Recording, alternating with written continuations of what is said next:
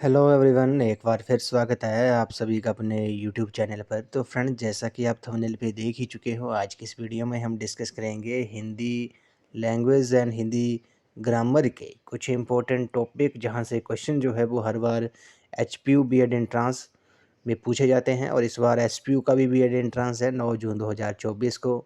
उसमें भी ये क्वेश्चन जो होंगे, ये टॉपिक जो होंगे आज हम डिस्कस करेंगे, ये आपको काफ़ी हेल्पफुल साबित होंगे।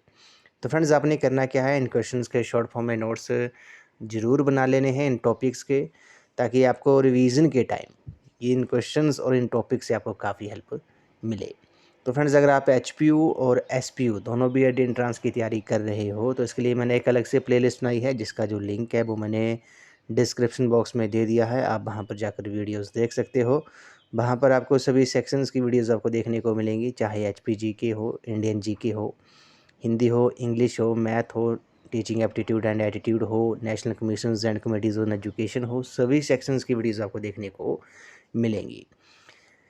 तो फ्रेंड्स, वीडियो को शुरू करने से पहले चैनल पे अगर आप पहली बार विजिट कर रहे हो, तो चैनल को सब्सक्राइब जरूर कर दें, बेल आइकन प्रेस करना ना भूलें, ऑल नोटिफिकेशन ऑन कर दें, ताकि मेरे आने वाली हर वीडियो की नोटिफिकेशन आपको मिलती रहे। तो फ्रेंड्स, आज जो हम सबसे पहले टॉपिक जो है हिंदी का डिस्कस करेंगे, वे करेंगे हम शब्द भंडार और शब्द निर्माण के बारे में। तो जैसा कि आपको पता है कि सुविधा की दृष्टि से हिंदी के शब्दों को उनके स्रोत के आधार पर बांटा जाता है। अब वो कौन कौन से वो शब्द हैं, किन वर्गों में उन्हें बांटा जाता है, तो सबसे पहले बात करते हैं तत्सम शब्द के बारे में। ये आपने सुना ही होगा, तत्सम शब्द कौन से होते हैं, इनको थोड़ा हम डिटेल में बात कर लेते हैं। तो तत्सम शब्द का जो अर्थ होता है, वे होता है उसके समान। तत्सम शब्द का जो अर्थ होता है उसके समान। यहाँ उससे तात्पर्य है संस्कृत के समान। ये आपने याद रखना है। हिंदी के बहुत सारे शब्द जो हैं वो संस्कृत से उसी रूप में ग्रहण कर लिए गए हैं जिस रूप में उनका प्रयोग संस्कृत में होता है, इसलिए उन्हें तत्सम शब्द कहते हैं। तो ये आपने याद रखना है, संस्कृत के बहुत सारे शब्द जो हैं वो उसी रूप में हिंदी में ग्रहण कर लिए गए हैं। जिस रूप में उनका जो प्रयोग था वे संस्कृत में होता था, उन्हें उन शब्दों को क्या कहते हैं, उन शब्दों को तत्सम शब्द कहते हैं। जैसे भूमि, पुष्प, विद्वान, पृथ्वी, अहंकार, ममता, सुंदर, साहस, शनै शनै, रवि, स्वपन आदि। तो ये ऐसे शब्द हैं, ये तत्सम शब्द के उदाहरण हैं। तत्सम शब्द कौन से होते हैं? हिंदी के बहुत सारे शब्द हैं जो संस्कृत भाषा से उसी रूप में ग्रहण कर लिए गए हैं जिस रूप में उनका जो प्रयोग था वे संस्कृत भाषा में होता है, तो उन्हें तत्सम शब्द कहते हैं। ये तत्सम शब्द के कुछ एग्जाम्पल हैं, ये आपने याद रखना है कि तत्सम शब्द जो होते हैं वो कौन से होते हैं। अगली बात करते हैं हम तत्भव शब्द के बारे में। आपसे एग्जाम में पूछ लेंगे कि निम्नलिखित में से कौन सा तत्सम शब्द है, कौन सा तत्भव शब्द है। ऐसे क्वेश्चन जो है वो पूछे जाते हैं। आप चाहे प्रीवियस ईयर के एग्ज़ाम भी देख सकते हो, वहाँ यहाँ इन टॉपिक से एक या दो क्वेश्चन तो पूछे ही जाते हैं। उसके बाद बात करते हैं तत्भव शब्द के बारे में। तो तत्भव का जो अर्थ होता है वो होता है उससे उत्पन्न। किससे? उससे उत्पन्न जो है। अब बात करते हैं संस्कृत के वे शब्द जो पाली, प्राकृतिक, अपभ्रंश, पुरानी हिंदी से विकसित होते हुए हिंदी में अपने परिवर्तित रूप में प्रचलित हैं, उन्हें तत्भव शब्द कहते हैं। इसका जो मतलब है वह है कि संस्कृत के वे शब्द हैं जो पाली भाषा होगी, प्राकृत भाषा होगी, अपभ्रंश होगी भाषा होगी, पुरानी हिंदी से विकसित होते हुए हिंदी में अपने परिवर्तित रूप में प्रचलित हो जाते हैं, या हिंदी में वो प्रचलित होते हैं। प्रचलित का मतलब हो गया, जैसे भी हिंदी में चले हुए हैं शब्द अभी वो, तो उन शब्दों को तत्भव शब्द कहते हैं। जैसे बात करते हैं शब्द के बारे में, शब्द से सात, ठीक है, हिंदी में ये परिवर्तित हो गया। कर्म से काम, वर्ष से वर्ष, मात्र से माता, दुग्ध से दूध, कुंभकार से कुम्हार, क्षीर से खीर, पत्र से पत्ता, मयूर से मोर। तो ये ऐसे शब्द हैं, ये तत्भव शब्द है। तत्भव शब्द कौन से होते हैं? संस्कृत के वे शब्द जो पाली, प्राकृत, अपभ्रंश, पुरानी हिंदी से विकसित होते हुए हिंदी में अपने परिवर्तित रूप में प्रचलित हैं, उन्हें तत्भव शब्द कहते हैं। तो ये आपको पता लग गया होगा तत्सम शब्द कौन से होते हैं, तत्भव शब्द कौन से होते हैं, इनमें क्या डिफरेंस होता है। उसके बाद कुछ तत्सम और तत्भव शब्द दिए हैं, ये आपने याद रखने हैं। जैसे अंगुष्ठ जो है तत्सम शब्द है, अंगूठा जो है वो तत्भव शब्द है। अंगूठा तत्भव कौन से हुए? जो हिंदी में परिवर्तित हो गए।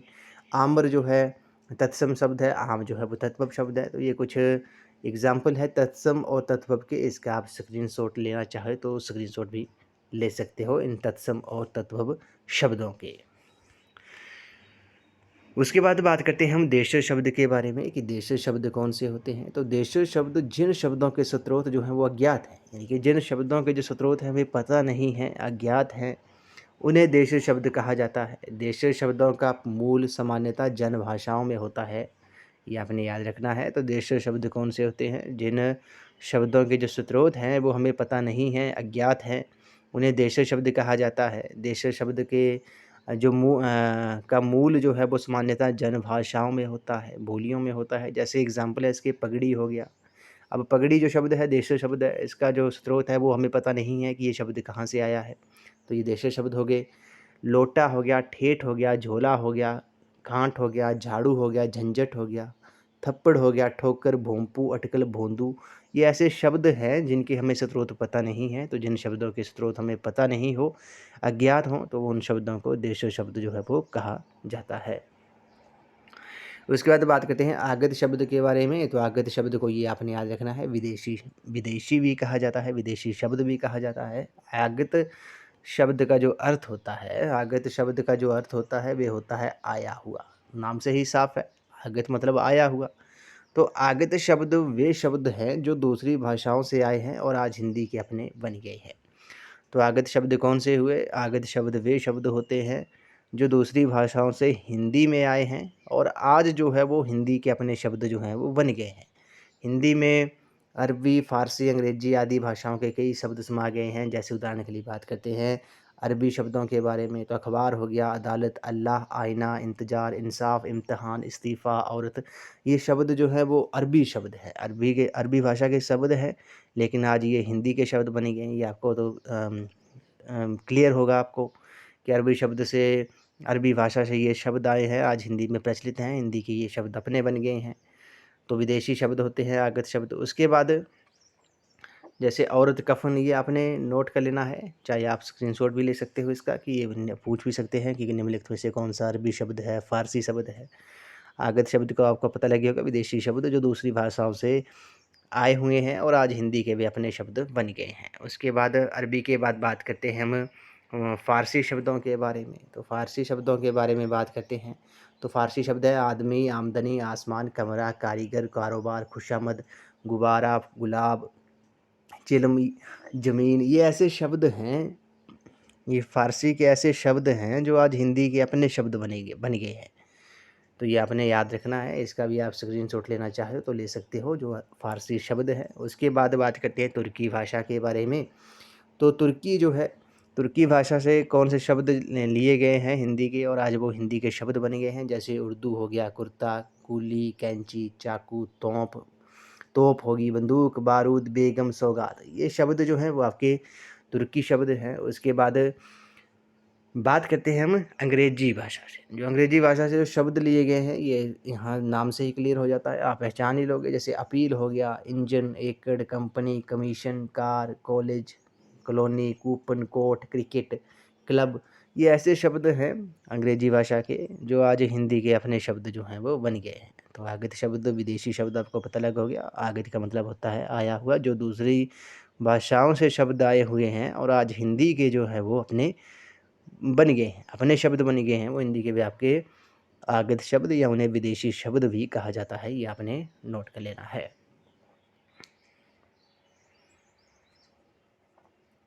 उसके बाद जो एक पुर्तगाली शब्द की भी बात कर लेते हैं, यहाँ से भी पता होना चाहिए आपको। पुर्तगाली जो शब्द हैं भाषा से आए हैं, आया, आलिपन, इस्पात, गमला, चाबी, तौलिया, नीलाम, पादरी, फीता, बाल्टी, मिस्त्री, संतरा, साबुन, ये जो ऐसे शब्द हैं वे पुर्तगाली भाषा से आए हुए हैं और आज प्रेजेंट में ये हिंदी भाषा के जो शब्द हैं वो बन चुके हैं।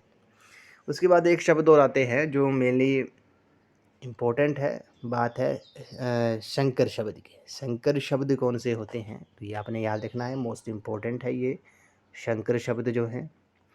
शंकर शब्द कौन से होते हैं? दो भिन्न स्रोतों से आए शब्दों के मेल से बने नए शब्दों को शंकर शब्द जो है वो कहा जाता है। हिंदी में ऐसे अनेक शब्द हैं जो हिंदी, अंग्रेजी, हिंदी अरबी, हिंदी फ़ारसी आदि के शब्दों या शब्दांशों के मेल से बने हुए हैं, तो ये आपने याद रखना है। जैसे रेलगाड़ी हो गया शब्द, रेल जो है अंग्रेजी शब्द है, गाड़ी जो है वो हिंदी है, तो रेलगाड़ी बन गया, ये कौन सा शब्द है? ये शंकर शब्द है। पानदान जो हो गया, पान जो है वो हिंदी का शब्द है, दान जो है वो फ़ारसी का है। छायादार हो गया, छाया संस्कृत का है, दार जो है फ़ारसी है। सीलबंद जो है वो सील जो है अंग्रेजी का है, बंद जो है वो फ़ारसी का है। तो ऐसे शब्द 2 भिन्न स्रोतों से, मतलब 2 अलग स्रोतों से आए शब्दों के मेल से बने नए शब्दों को संकर शब्द जो है वो कहा जाता है। ये आपने याद रखना है। ये तो हमने बात कर ली शब्दों के बारे में, तत्सम शब्द हो गया, तद्भव शब्द हो गया, आगत शब्द हो गया, देश शब्द हो गया, संकर शब्द हो गया। यहाँ से जो है वो 101% जो है वो आप चाहे प्रीवियस ईयर के एग्ज़ाम भी क्वेश्चन पेपर भी देख सकते हो। 101% जो है, चाहे 1 या 2 क्वेश्चन तो पूछे ही जाते हैं एचपीयूपी या एंट्रेंस में, और बाकी अदर कॉम्पिटिटिव एग्ज़ाम में भी आपसे यहाँ से जो क्वेश्चन है वो पूछे जाते हैं, तत्सम ये शब्द वगैरह जितने भी हो गए। तो इस टॉपिक के बाद हम बात करते हैं समास के बारे में। समास से भी जो है 101% जो है वो क्वेश्चन पूछा जाता है वेरियस एग्ज़ाम में, कॉम्पिटिटिव एग्ज़ाम में, एचपी टेट में पूछा जाता है। तो समास के बारे में बात कर लेते हैं। समास क्या होता है, सबसे पहले इसकी परिभाषा के बारे में बात करते हैं। तो जिस प्रकार किसी शब्द में प्रत्यय और उपसर्ग लगाकर नए शब्द बनते हैं, उसी प्रकार 2 या 2 से अधिक शब्दों के मेल से भी नए शब्द बनते हैं। शब्द निर्माण की इस विधि को समास कहा जाता है। तो ये आपने डेफिनेशन जो है इसको समझना है कि जिस प्रकार किसी शब्द में प्रत्यय आपको पता है शब्द के पीछे लगते हैं, उपसर्ग आगे लगते हैं। तो जिस प्रकार किसी शब्द में प्रत्यय और उपसर्ग लगाकर नए शब्द बनते हैं, उसी प्रकार 2 या 2 से अधिक शब्दों के मेल से भी नए शब्द बनते हैं। शब्द निर्माण की इस विधि को समास कहते हैं। जैसे माता प्लस पिता हो गया, माता पिता, माता और पिता हो गया। विश्राम गृह, विश्राम गृह, विश्राम के लिए गृह हो गया। घोड़ा प्लस सवार, घुड़सवार हो गया, घोड़े पर सवार हो गया। और समासिक शब्द में प्राय 2 पद होते हैं। पहले पद को पूर्व पद तथा दूसरे पद को उत्तर पद कहा जाता है, और समास प्रक्रिया से बने पद को समस्त पद कहा जाता है। समस्त पद के दोनों पदों को अलग अलग करने की प्रक्रिया को समास विग्रह जो है वो कहा जाता है। जैसे गंगा जल, समस्त पद में 2 पद हैं, गंगा और जल, इसका विग्रह होगा गंगा का जल। ये तो अपने समास विग्रह के बारे में पता लग गया, समास के बारे में भी पता लग गया, परिभाषा आपने समझ ली होगी। अब बात करते हैं समास के जो भेद होते हैं। समास के 6 भेद होते हैं। कितने भेद होते हैं? समास के 6 भेद होते हैं। कौन कौन से होते हैं, अब इनको थोड़ा डिटेल में भी डिस्कस कर लेंगे। पहला है आपका तत्पुरुष समास हो गया, दूसरा कर्मधारय समास हो गया, तीसरा द्विगु समास, चौथा बहुब्री समास, पांचवा द्वंद्व समास, छठा जो है वो अव्ययीभाव समास है। अब इनको थोड़ा हम डिटेल में जान लेते हैं, इनकी डेफिनेशन के बारे में, इसके एग्जाम्पल के बारे में, ताकि आपको ये कंसेप्ट जो है, ये टॉपिक जो है वो आपको थोड़ा क्लियर हो जाए। सबसे पहले बात करते हैं तत्पुरुष समास के बारे में। तो तत्पुरुष समास जो होता है, इस समास में उत्तर पद जो होता है वह प्रधान होता है। जो उत्तर पद होता है तत्पुरुष समास में वे प्रधान होता है, और पूर्व पद जो होता है वे गौण होता है। तत्पुरुष समास की रचना में समस्त पदों के बीच में आने वाले प्रसर्गों जैसे का, से, पर आदि का लोप हो जाता है। अब लोप क्या होता है इसे समझते हैं। जैसे युद्ध क्षेत्र है, ठीक है, युद्ध क्षेत्र है तो युद्ध प्लस क्षेत्र हो गया, यानी कि युद्ध का क्षेत्र। तो तत्पुरुष समास में क्या होता है, उत्तर पद जो होता है वो प्रधान होता है, और पूर्व पद जो होता है वे गौण होता है। जैसे राजकुमार हो गया, राज प्लस कुमार, यानी कि राजा का कुमार हो गया। रसोई घर, रसोई प्लस घर, रसोई के लिए घर हो गया। हस्तलिखित, हस्त प्लस लिखित, हाथ से लिखित, ये आपने याद रखना है। पुस्तकालय हो गया, पुस्तक प्लस आलय हो गया, पुस्तकालय हो गया। ध्यान मगन, ध्यान प्लस मगन, ध्यान में मगन। ये कुछ एग्जाम्पल थे जिससे आपको पता लग गया होगा कि तत्पुरुष समास जो होते हैं वो कौन से होते हैं। उसके बाद बात करते हैं कर्मधारय समास के बारे में। कर्मधारय समास में पूर्व पद जो है वो विशेषण, और उत्तर पद जो होता है वो विशेष्य होता है। कर्मधारय समास में क्या होता है, पूर्व पद जो है वो विशेषण होता है, उत्तर पद विशेष्य होता है, अथवा पूर्व पद और उत्तर पद में उपमेय और उपमान का संबंध होता है। जैसे नील कमल, नील जो है वो विशेषण है, कमल जो है वो विशेष्य है, इसका विग्रह क्या होगा, नीले रंग का कमल हो गया। काली मिर्च, काली विशेषण है, मिर्च जो है वो विशेष्य है, यानी कि काले रंग की मिर्च जो है इसका विग्रह हो गया। पनचक्की होगी, पानी प्लस चक्की, पानी से चलने वाली चक्की। नील गगन, नील जो है वो विशेषण है, गगन जो है विशेष्य है, नीले रंग का गगन हो गया। महाराजा, महान जो है विशेषण है, राजा जो है वो विशेष्य है, महान राजा इसका विग्रह हो जाएगा। महात्मा जो है महान हो गया विशेषण, आत्मा हो गया विशेष्य, और महान आत्मा जो है वो इसका विग्रह हो गया। उसी तरह समस्त पद उपमेय और उपमान की बात करते हैं, जैसे कमल नयन, कमल नयन हो गया, नयन जो है उपमेय है, कमल जो है उपमान है, कमल के समान नयन जो है इसका विग्रह होगा। मुख चंद्र, मुख जो है उपमेय है, चंद्र जो है उपमान है, चंद्र के समान मुख हो गया। तो ये जो है उपमेय और उपमान है, समस्त पद है, या और विशेषण और विशेष्य है, और इनका विग्रह जो है वो हमने बात की। तो आपको कर्मधारय समास के बारे में पता लग गया होगा, जिसका जो पूर्व पद है वो विशेषण और उत्तर पद विशेष्य होता है, और पूर्व पद और उत्तर पद में उपमेय उपमान का संबंध होता है। ये भी आपने याद रखना है कि पूर्व पद और उत्तर पद में उपमेय उपमान का जो संबंध होता है वे किस समास में होता है, वे आपका कर्मधारय समास में होता है। उसके बाद जो है वो द्विगु समास है, इंपॉर्टेंट है, द्विगु समास से भी क्वेश्चन जो है पूछा जाता है।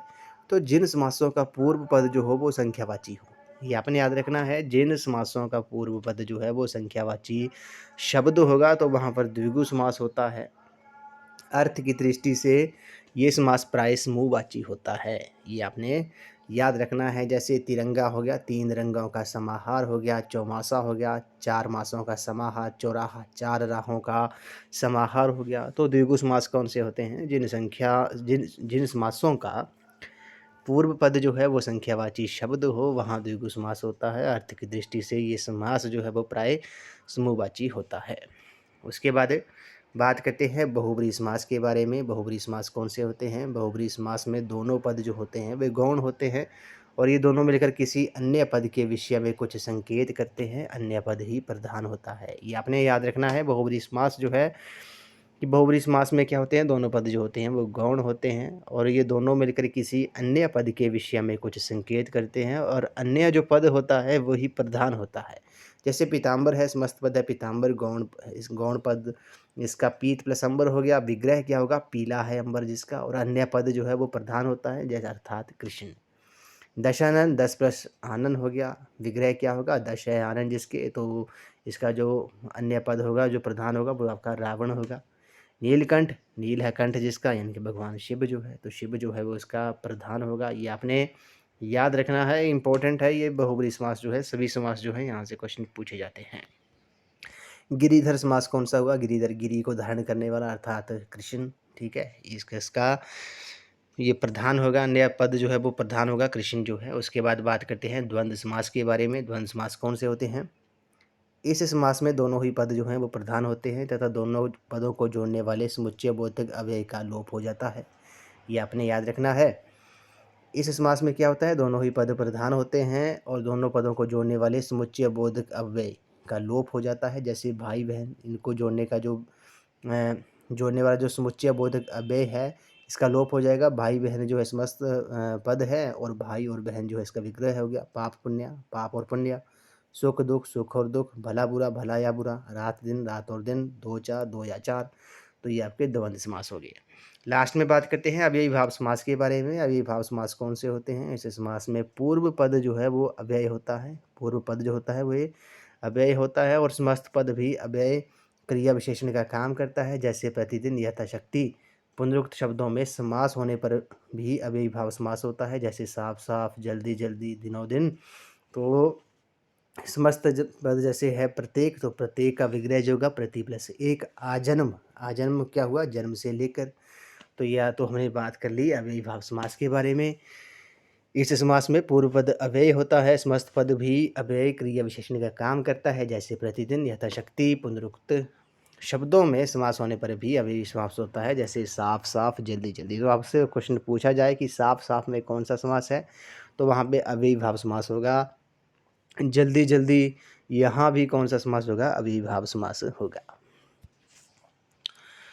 तो फ्रेंड्स, आज की इस वीडियो में बस इतना ही। आज हमने Hindi language and Hindi grammar के कुछ इम्पोर्टेंट